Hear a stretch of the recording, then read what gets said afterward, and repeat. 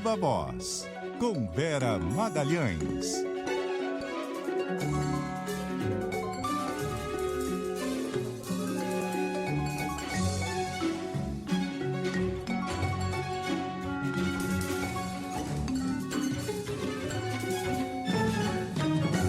Vera Magalhães, muito boa noite, tudo bem?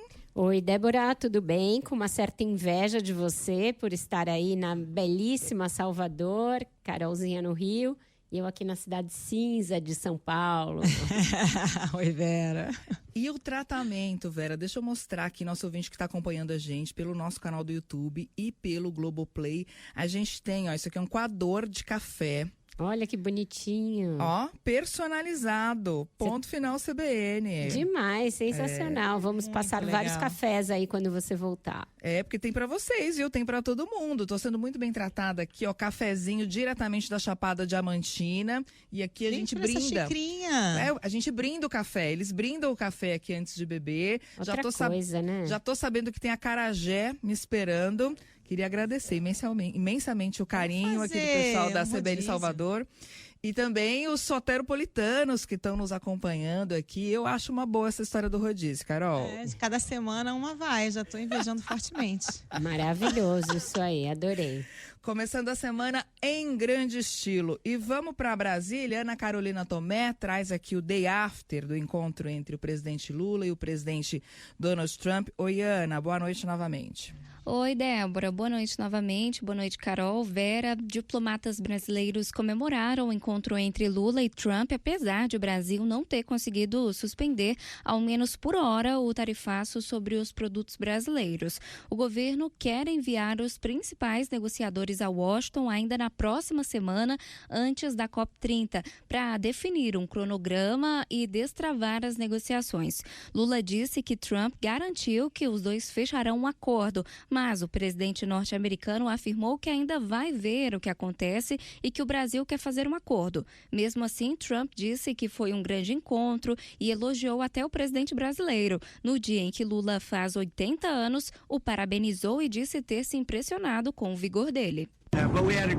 Nós tivemos uma boa reunião, mas gostaria de desejar feliz aniversário ao presidente Lula. Hoje é aniversário dele, você sabia? Ele é um homem muito vigoroso, fiquei bastante impressionado, mas hoje é aniversário dele, então gostaria de desejar parabéns. Você pode passar essa mensagem para ele.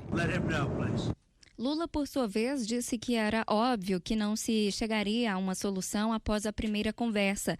É a mesma avaliação de diplomatas envolvidos nas conversas, mas o presidente classificou o encontro como surpreendentemente bom e espera uma solução nos próximos dias. E confesso a vocês que foi surpreendentemente boa a reunião que eu tive com o presidente Trump.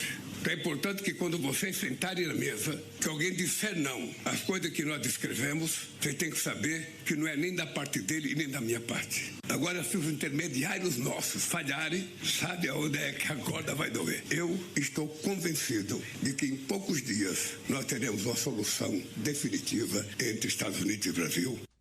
Negociadores a par das discussões esperam resolver a questão do tarifaço nas próximas semanas.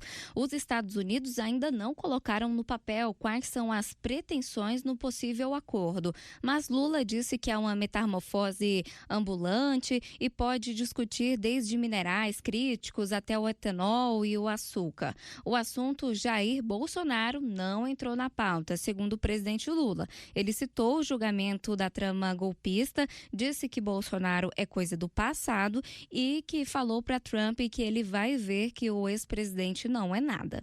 Eu disse para ele que o julgamento foi um julgamento muito sério, disse para ele a gravidade do que eles tentaram fazer no Brasil e que, portanto, isso não está em questão, isso não está em discussão. E ele sabe que rei morto, rei posto. O Bolsonaro faz parte do passado da política brasileira. E eu ainda disse para ele, com 3 reuniões que você fizer comigo, você vai perceber que o Bolsonaro era nada praticamente.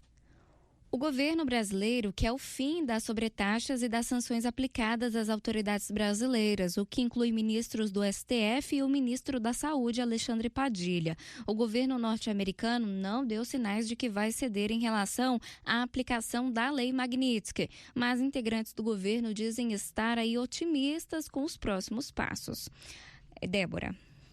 Obrigada pelas informações, Ana Carolina Tomé. E o vice-presidente Geraldo Alckmin vai a Washington, acompanhado de outros ministros, inclusive do ministro Fernando Haddad e do chanceler Mauro Vieira, para dar encaminhamento nessas negociações. Ele falou sobre isso hoje. Importantíssima aproximação política do presidente Lula e do presidente Trump, que abriram as portas do entendimento. Agora é avançar nas questões técnicas, né? Mas o mais importante foi feito, que foi o passo político, e feito com brilho. Pois é, Vera, o presidente Lula está otimista, o governo, né, tá otimista de um modo geral. A foto ficou muito bonita, esse match, pelo menos ali, pelo que a gente viu, deu andamento, né, continuam ali com alguma proximidade, né, digamos assim, se gostaram mesmo, tá? Parece que é verdadeiro esse match. Só que não tivemos ainda nenhuma medida objetiva, nenhuma medida prática, o que frustrou os setores da sociedade. Ao que parece também, nesse momento, é que os Estados Unidos são muito mais preocupados com as negociações com a China. Quando é que a gente vai entrar nesse rol de preocupação, essas discussões técnicas agora tendo início com a comitiva brasileira que vai para lá? Isso deve se desenrolar num curto prazo?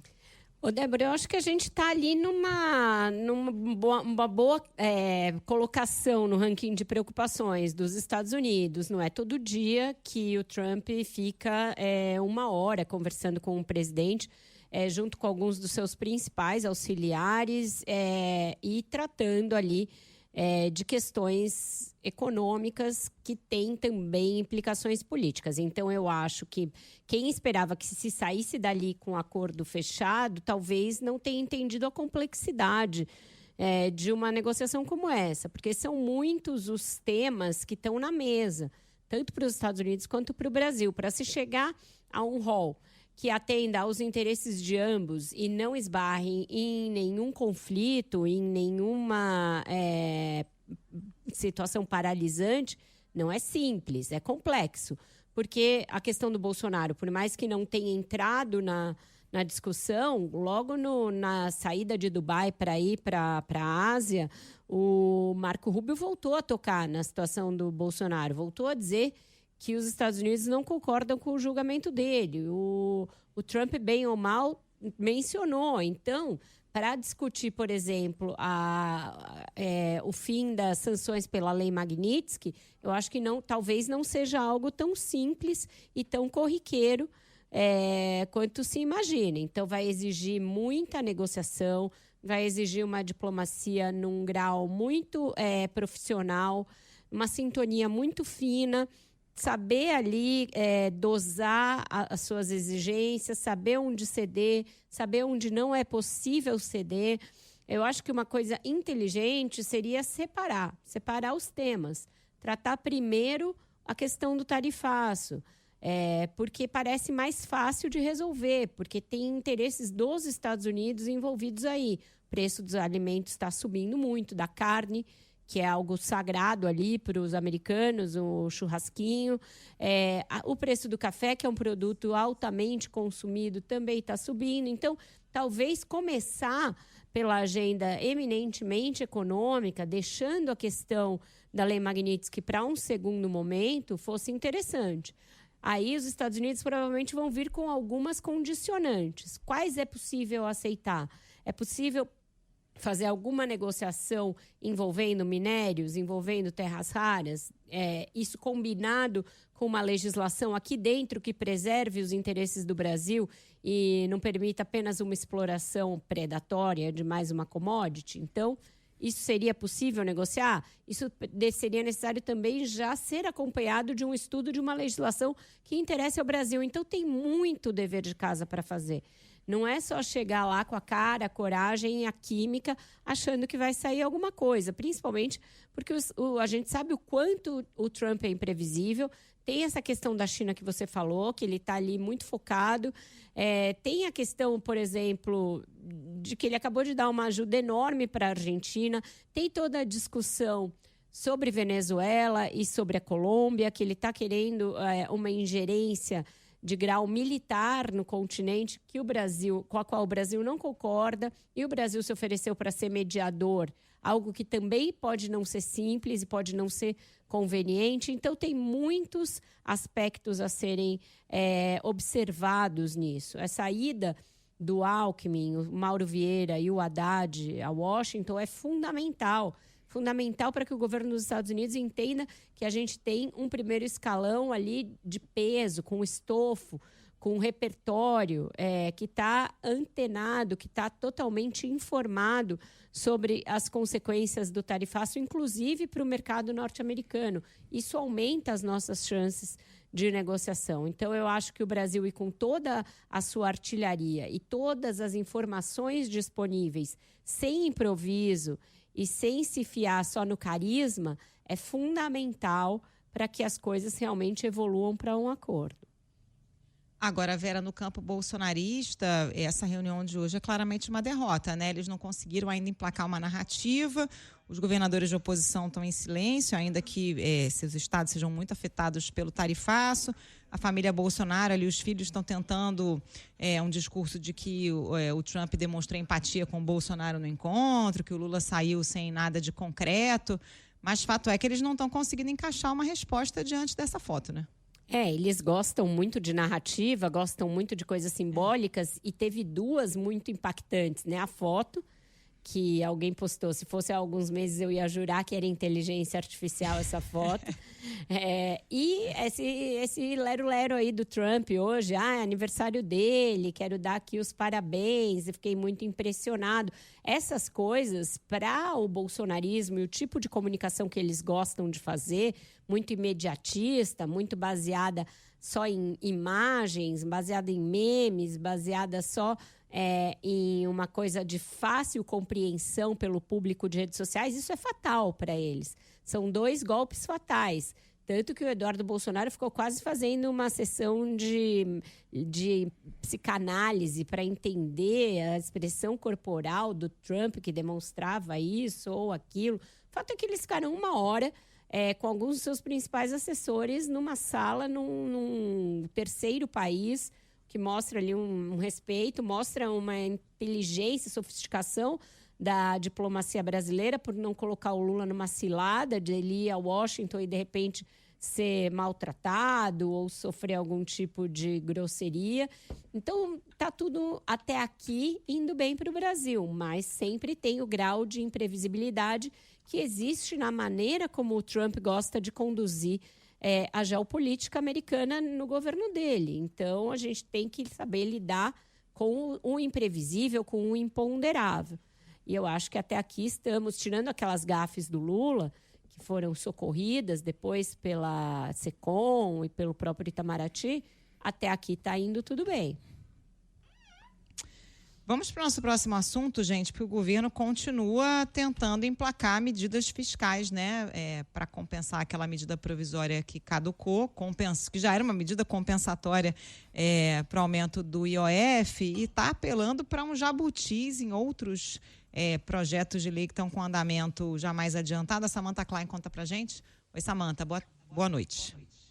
Carol, Vera e Débora, boa noite novamente. Olha, de fato, essa é uma das propostas tramitando aí nesse esforço concentrado da Câmara dos Deputados ao longo desta semana, e o objetivo é tentar compensar, pelo menos parcialmente, a derrota com a MP 1303, previa compensação do IOF, foi ali enterrada há 2 semanas, e o governo o que pretende? Com outras medidas, tentar arrecadar mais de 20 bilhões de reais, mais ou menos, né? Uma compensação entre corte de gastos e aumento da arrecadação.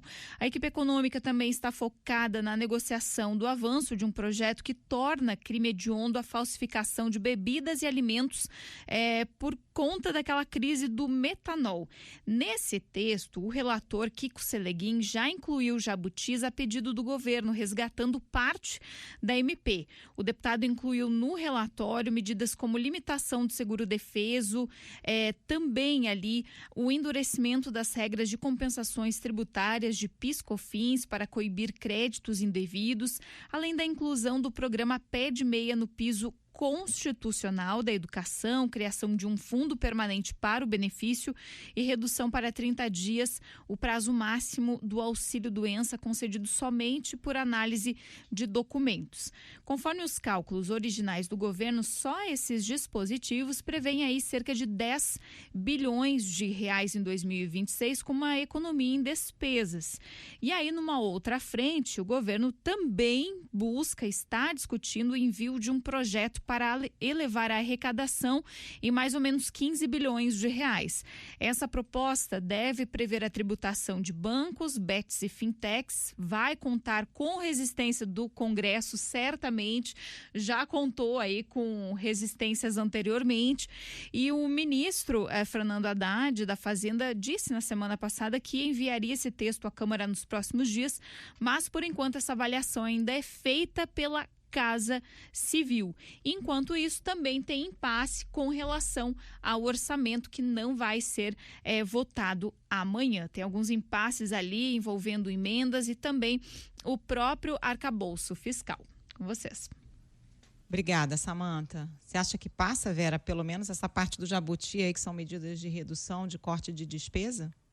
Eu tenho até dificuldade de entender, desde a semana passada eu tenho feito esse esforço, como é que um projeto que trata de metanol e adulteração de bebidas e alimentos vai conter um pacote fiscal para corte de despesas, gente. É muita ginástica, é um triplo twist carpado legislativo ali.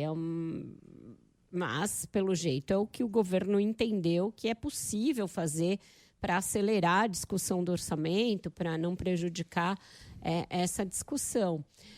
Eu acho que a gente vai recair nos mesmos impasses que levaram a que a MP 1303 caducasse. O governo quer uma coisa que o Congresso não deseja lhe dar, mais dinheiro e a tributação de algumas atividades que estão muito bem relacionadas no Congresso, tem um lobby bem poderoso atuando por elas.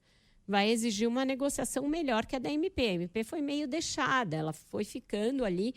Quando chegou no prazo final dela, todo mundo se movimentou, todo mundo se exasperou. Por mais que o relator, o deputado Carlos Zaratini, tenha vindo aqui, tenha dito que ele pode ter ficado dedicado ao texto por mais tempo, ele é o relator. Mas o fato é que o governo deixou correr frouxo e chegou muito perto do prazo final sem que houvesse um acordo. Não é porque passaram 2 semanas sem que ninguém discutisse a fundo o assunto que esse tema amadureceu. Eu acho que ele ainda padece dos mesmos dilemas e os mesmos problemas que existiam há 2 semanas. Então, estou vendo uma negociação meio capenga e principalmente por tentar fazer esse excerto num projeto que não tem nada a ver, que mistura alhos e bugalhos, mas que parece que é a saída que o governo entendeu a ver para isso, né? A gente sabe que tem aí um risco fiscal cada vez maior, possibilidade de os gastos estourarem em 26 e principalmente em 27, e não estamos vendo uma medida, uma saída de longo prazo, mais sustentável, mais ampla para salvar o arcabouço, para que ele não seja sempre que não seja sempre necessário um band-aid para ele parar de pé. E ao que parece, a escolha desse modelo, o modelo Jabuti, é justamente por causa dessas dificuldades todas, porque é um caminho que distorce completamente o processo legislativo, né? E normalmente ele é utilizado para temas controversos, temas impopulares. Quando o governo escolhe esse caminho, mostra o quanto esse debate está contaminado e também a capacidade, né, do governo de discutir, de levar um tema tão importante para uma discussão séria. É até uma inversão, né, Débora? Porque normalmente são os deputados que buscam os jabutis em propostas do governo para tentar enfiar ali os seus contrabandos. Quando é o governo que precisa usar desse expediente, mostra que realmente ele está com os pés e as mãos muito atados ali e sem uma capacidade de ser o protagonista, ser o propulsor da agenda do Congresso. A gente ainda tem outros problemas que vão ser objeto de discussão nossa essa semana, porque o PL do imposto de renda está ali com a sua tramitação também bem truncada no Senado. É um PL importantíssimo para o governo, que quando passou por unanimidade na Câmara, se achou que passaria fácil ali pelo Senado e que agora o senador Renan Calheiros resolveu dar uma encrencada. Então, não está simples fechar o ano com as questões ali de gastos e de receitas equacionadas para o ano eleitoral. E isso é fundamental para o sucesso do Lula no último ano do seu mandato. Vamos fazer um intervalo? A gente volta na sequência com o repórter CBN, depois do intervalo. E, na sequência, teremos mais Viva Voz. Viva Voz de volta, e nós vamos a Belo Horizonte porque a Desirê Miranda tem mais informações sobre as articulações políticas no Estado, já de olho em 2026. Oi, Desirê, boa noite novamente. Oi, Débora, boa noite novamente. O governador de Minas, Romeu Zema, do Novo, não descartou um apoio do PSD à candidatura dele à presidência da República em 2026. A declaração foi dada nesta segunda-feira durante o evento de filiação do vice-governador de Minas, Matheus Simões, ao PSD. Segundo Zema, embora continue filiado ao Novo, se depender dos resultados das pesquisas eleitorais, outras legendas, inclusive o PSD, podem se unir a ele na disputa presidencial do ano que vem. Não muda nada o plano. Nós, Partido Novo e PSD, estamos caminhando juntos aqui em Minas Gerais. O vice-governador terá todo o apoio meu e eu terei todo o apoio dele aqui em Minas.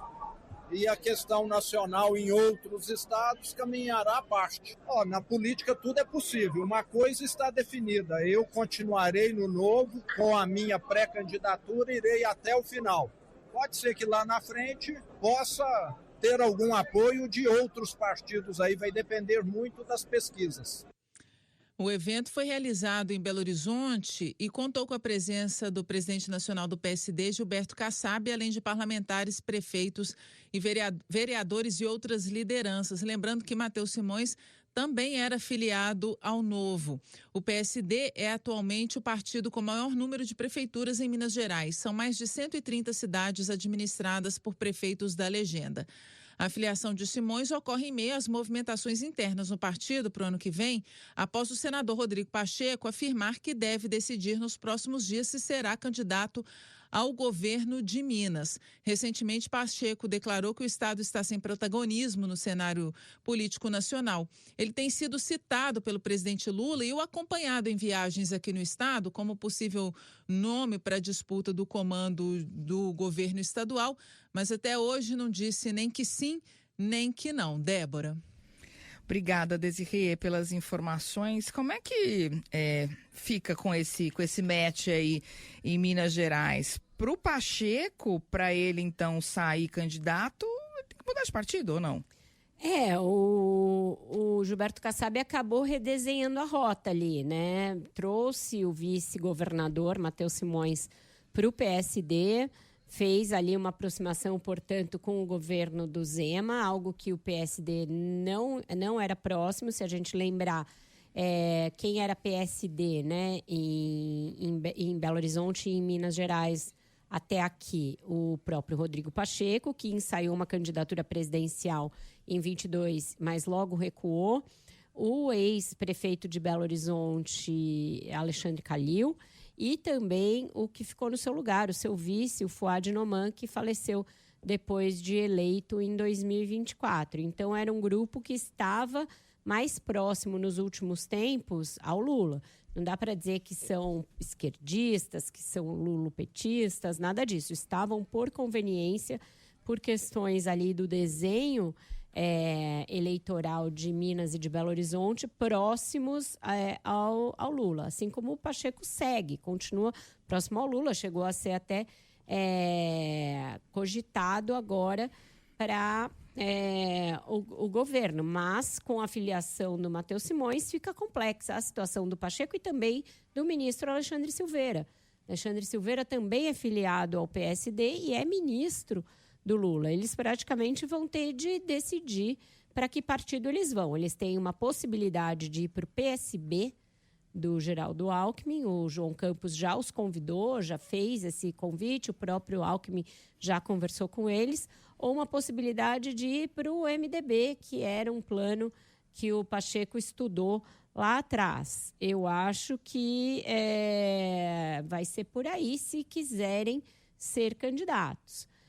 O Pacheco, há um tempo atrás, cogitava até a possibilidade de não ser candidato a nada, de abandonar a política, porque o principal plano dele era ir para o Supremo. Existe uma articulação para caso o Bruno Dantas se aposente do Tribunal de Contas da União e vá para a iniciativa privada, é uma possibilidade grande que isso aconteça, ele seja indicado para essa vaga, que é uma vaga do Senado no TCU. Eu acho que ele gostaria mais de um desses caminhos, ir para algum dos tribunais, do que disputar uma nova eleição, pelo que se ouve em Brasília. E o Alexandre Silveira, o destino mais provável dele é o PSB de Bola.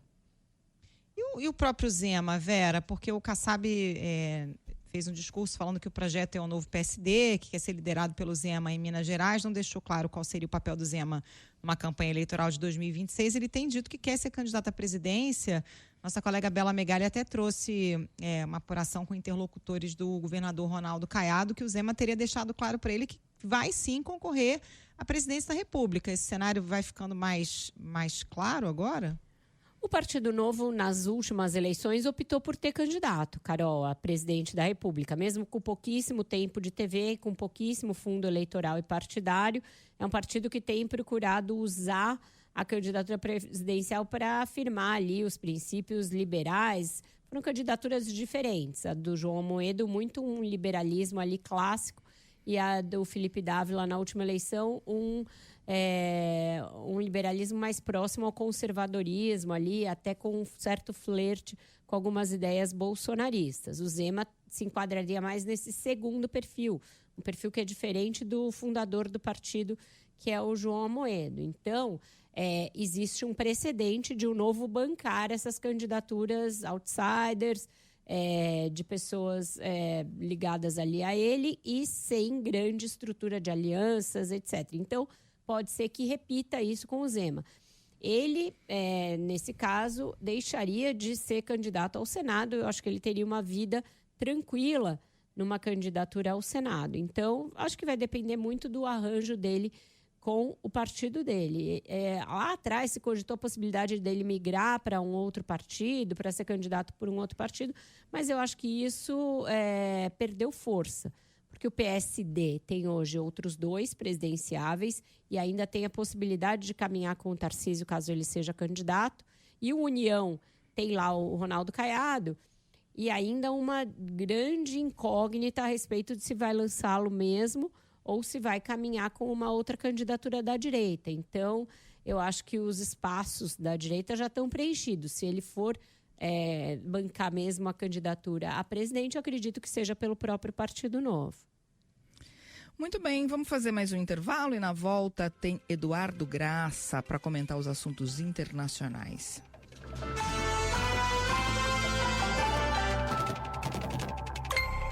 A Voz está de volta, são 6h44, já está na linha com a gente o Eduardo Graça, repórter especial do Jornal Globo e nosso colunista de temas internacionais. Boa noite, Edu.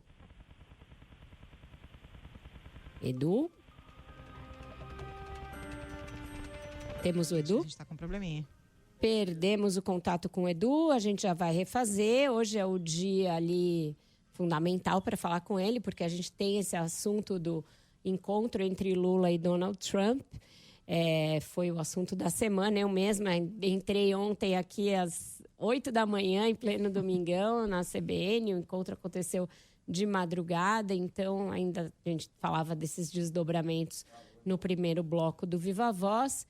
E o Edu vai trazer a análise mais ali alentada, mais detalhada a respeito do encontro. E a gente já está refazendo a conexão com ele. Acho que agora sim nós temos. Oi, Edu, boa noite para você. Boa noite, Zé. Boa noite, Carol. Mas está ruim. A conexão com ele está bem ruim. A gente vai refazer de novo tentar ali um... Ô Vera, Oi, enquanto diga. a gente refaz, deixa eu dar uma informação de momento aqui de mercado, porque o Bovespa fechou em alta de 0,55% hoje, renovou a máxima histórica de 146.969 pontos. O dólar fechou em desvalorização de 0,42% a R$ 5,369.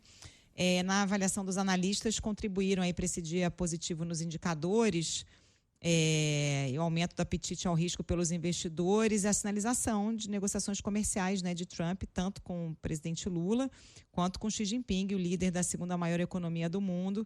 Está marcado para acontecer aí na próxima quinta-feira. Então é isso, um desempenho bastante sustentado pelo encontro entre Lula e Trump, mas também a expectativa do encontro entre Trump e Xi Jinping, um dia aí de otimismo no mercado brasileiro. Sinal de que essa tentativa de emplacar uma narrativa de que o encontro valeu pouco porque não se fechou nada, não convenceu nem o mercado financeiro, que a gente sabe que tem uma certa má vontade com o governo Lula, né? Porque o simples fato de essas conversas estarem andando e elas acontecerem em vários níveis, né? Entre presidentes, entre primeiros escalões, isso tudo mostra que a coisa está evoluindo, né? Eu acho que agora temos o Edu. Boa noite, Eduardo Graça. Você nos ouve? Boa noite, finalmente. Sim. Boa noite, Vera. Sim. Boa noite, Débora. Boa noite, Carol. Boa noite, ouvintes. Espero que vocês estejam me ouvindo bem agora. Agora a gente te ouve em alto e bom som. E falávamos aqui, né? A Carol estava dando os números do mercado, que fechou em alta, um certo otimismo aí em relação ao avanço das negociações entre Brasil e Estados Unidos. A gente viu um encontro, foi um encontro relativamente longo.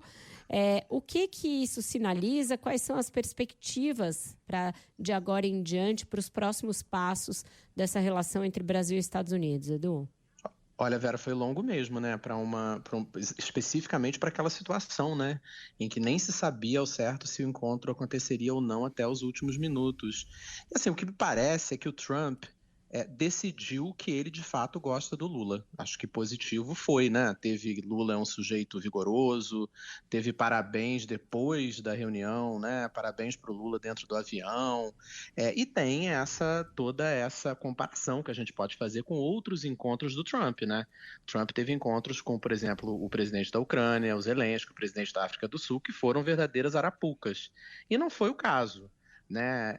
Acho que tem razão o presidente Lula ao olhar para frente e falar que nos próximos dias, quiçá nas próximas semanas, teremos avanços aí em relação ao tarifaço. Agora, a gente também não pode esquecer que o secretário de Estado, Marco Rubio, já disse que certos temas precisarão de mais tempo, né? Ele especificamente, quando ele fala em certos temas, um deles, certamente, é a questão da lei Magnitsky, a questão do judiciário e a questão da posição dele, especificamente, dentro do governo americano, de que há uma questão de liberdade de expressão e de cidadãos americanos, leia-se aí as Big Tech, que estão sendo violadas no Brasil. Então, assim, houve um avanço, a gente tem que olhar tudo agora com uma certa cautela. Agora, tem uma outra questão, Vera, que eu acho importante, é que, assim, tinha uma expectativa nos Estados Unidos para que dessa viagem à Ásia, que o presidente Trump ainda segue, né, está indo para a Coreia do Sul, que ele volte para os Estados Unidos com boas notícias. Isso a gente tem que levar em conta também, quando a gente pensa nesse resultado desse encontro com o presidente Lula. É claro que o mais importante é o encontro com o Xi Jinping, tudo que pode se retirar dessa conversa com a China para consumo interno. Estou pensando aqui, por exemplo, no agro americano, né, que dá votos importantes para o Trump e que está desesperado porque não consegue comprar soja da China. Tem uma expectativa interna nos Estados Unidos que inclui o Brasil aí com a diminuição do preço do café, a diminuição do preço da carne, que é importante, são boas notícias para o Trump, né? Não é um acaso o Trump ter tido esse desempenho, simpatia, quase amor nesse encontro. Agora, Edu, e Venezuela pode ser o bode na sala? Porque a gente vê aí essa aproximação do arsenal de guerra, está cada vez mais próximo do país, o presidente Lula se colocou como um possível mediador. Em circunstâncias normais, acho que o Brasil seria mesmo, né? Um mediador, mas estamos a 0 dias em circunstâncias normais, né?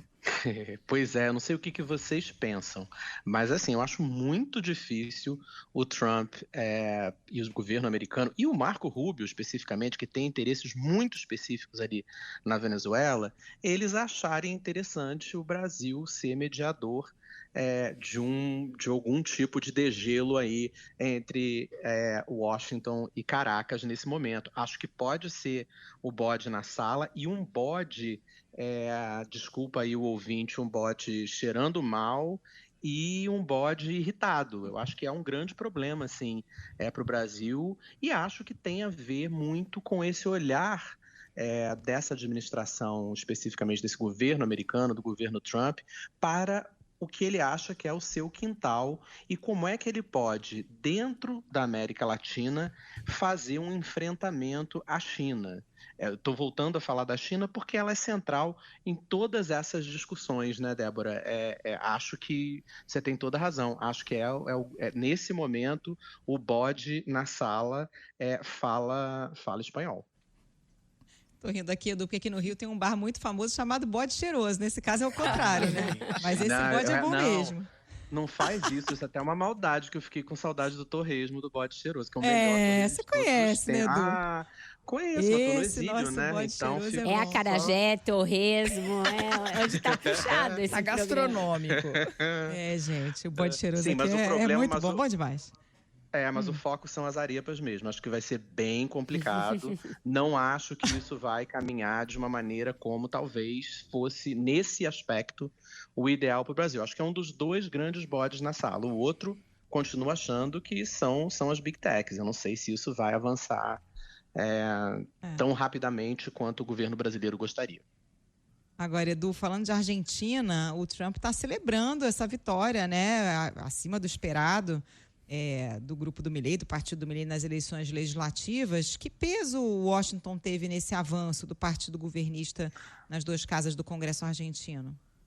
Pensando de novo pela cabeça do Donald Trump, o peso foi total, né? Duas das frases dele logo depois da confirmação da maioria de votos, maioria muito mais do que se esperavam, que as pesquisas mostravam, ter ido para o partido e para a coalizão, não só o partido, mas para a coalizão do Javier Milei, pouco mais de 40% dos votos, quando se temia até uma derrota. As 2 frases que ficaram muito na minha cabeça foi que o Milei estava dando parabéns ao Milei, dizendo que era um fantástico candidato apoiado por Trump, e a outra é que o resultado fez os Estados Unidos ganharem muito dinheiro. De novo, né, uma mensagem interna, né, para o eleitorado dele. O Trump vive hoje uma situação complicadíssima de aprovação popular nos Estados Unidos. Daqui a 2 semanas temos eleições nos Estados Unidos locais para prefeituras importantes, inclusive Nova York, e para 2 governos de estado importantes, Virgínia e Nova Jersey, e os democratas estão à frente em todos. Então, assim, ele precisa ganhar a eleição em algum lugar. Ele tem certeza absoluta que ele ganhou com, inclusive, um investimento bilionário nessas eleições, que a gente viu na Argentina, recebendo o Milei na Casa Branca, fazendo uma série de aportes que foram muito importantes para a economia argentina e que acabam nos beneficiando no Brasil também, de uma certa maneira, né, um dos nossos principais parceiros econômicos. E ele fez uma condição, né? Ele continuaria essa ajuda desde que o partido do Milei vencesse. Ele ganhou. O Trump gosta de gente que ganha. Ele aposta em vencedor. E ele pode pular de um cavalo que ele está achando que não é muito vencedor, estou pensando aqui no Brasil, e pular rapidamente, a gente falou em bode, agora eu estou falando em cavalo, e pular rapidamente para um outro cavalo, mesmo que ideologicamente não seja tão próximo dele quanto o Milei, mas se ele acha que esse cavalo pode vencer e que pode dar vantagens para os Estados Unidos e para o bolso dele também, para os negócios dele. Ele falou muito que ficou impressionado com o vigor do Lula e com a história dele. Eu acho que essa coisa do Lula ter um 3º mandato também pode ter fascinado ele. O que você acha? Eu acho. Inclusive, terceiro mandato é algo que está muito na cabeça dele. Exato. Então, acho que certamente, como é que o Lula pode ter o terceiro mandato no Brasil? Que democracia avançada o Brasil, de fato. E aqui nos Estados Unidos eu não posso, sou proibido a ter. Né? O Trump deu uma declaração, se eu não me falha, se eu não estou cometendo um erro, a BBC, dizendo que ele não achava muito bonitinho, foi o termo que ele usou, mas que ele não entraria numa opção de ser vice ou do J.D. Vance ou do Marco Rubio em eleições em 2028, mas o Steve Bannon deu uma entrevista grande para a mesma BBC na semana passada, dizendo que existe um plano para se fazer uma alteração na Constituição americana. Ele não detalhou que plano é esse. Agora, de novo, a gente está falando de eleição daqui a uma semana nos Estados Unidos, a gente tem as eleições de meio de mandato, que os republicanos, nesse momento, não se mostram isso nas pesquisas, mas eles têm muito chão para rolar. Eles podem ter maioria no Senado e na Câmara e fazer uma alteração na Constituição, né? E, de repente, conseguir que Donald Trump seja candidato de novo em 2028. São aí os octogenários tentando permanecer no poder, Vera. É isso, tema para as nossas próximas conversas. Obrigada por hoje, Edu. Boa noite, queridas. Um beijo em todas e boa noite, ouvintes. Até logo. Beijo, Edu. Tchau. Pessoal, dá tempo de um último assunto, né? O Igor Cardim já está pronto aí para trazer mais informações sobre o prazo para as defesas dos condenados na trama golpista. Esse prazo para apresentação das últimas alegações para o primeiro grupo termina hoje, não é mesmo, Igor? É isso, Débora. E a notícia que acaba de chegar, a primeira defesa a protocolar ali esse embargo de declaração foi a defesa do general Walter Braga Neto, que foi condenado a 26 anos de prisão pela primeira turma do Supremo Tribunal Federal. Na petição, os advogados afirmaram, na verdade, que a condenação ocorreu em um processo sem a necessária imparcialidade e baseado em uma delação comprovadamente mentirosa. Além disso, disse que foi conduzido em franca violação ao contraditório e à ampla defesa. Os advogados pediram que o STF reconheça as omissões, contradições e erros materiais no acórdão que selou a pena do ex-candidato à vice-presidência na chapa de Jair Bolsonaro em 2022. A defesa de Mauro Cid disse que não vai recorrer, ele foi condenado a 2 anos em regime aberto, e as outras 6 defesas têm até as 23 horas e 59 minutos de hoje para apresentarem aqueles embargos de declaração que muito raramente alteram ali o resultado de um julgamento. Depois que esses recursos forem apresentados, o ministro relator Alexandre de Moraes vai analisar esses recursos e então indicar para que o presidente da turma, ministro Flávio Dino, vote esses recursos em plenário virtual ou físico, ou ainda pode pedir um parecer da Procuradoria-Geral da República. Débora. Obrigada, Igor, pelas informações. Desse grupo faz parte o ex-presidente Jair Bolsonaro, né, Vera? A defesa dele deve focar na dosimetria? Vão tentar revisitar teses que foram afastadas pela própria primeira turma durante o julgamento, lá na fase de recebimento da denúncia, em preliminares, enfim, são teses que já foram amplamente discutidas. Essa do excesso de material para análise, que seria uma maneira de dificultar as defesas, a falta de espaço para contraditório. No caso do Braga Neto, aquela questão de a cariação não ter sido filmada, que eles se debruçaram. Então, vão tentar de tudo para tentar rediscutir as penas e tentar reabrir o caso de alguma maneira. Eu acho que tudo tende a dar em nada. Pelo que eu tenho falado ali no Supremo, não vejo disposição de rever o que dizem as resoluções do próprio Supremo, ou seja, que precisaria de 2 votos divergentes quanto ao mérito para que alguma dessas coisas fosse analisada. Então, acho que vai ficar muito na tentativa, e o que pode prosperar, eu tenho dito isso aqui, é uma alegação humanitária de idade ou saúde debilitada para alguns desses réus, para o general Heleno, para o Jair Bolsonaro. Não vejo muito além disso do que possa ser feito, Débora. Muito bem, Vera. Muito obrigada. Amanhã tem mais Viva Voz às 6 horas. A gente te espera. Até. Até lá. Você já vai estar aqui de volta? Não, vou passar mais um dia em Salvador. Tá certo, então, beleza. fazer o quê, né? Então tá bom, meu povo. Até amanhã. Tchau, tchau. Beijo, Vera. Beijo.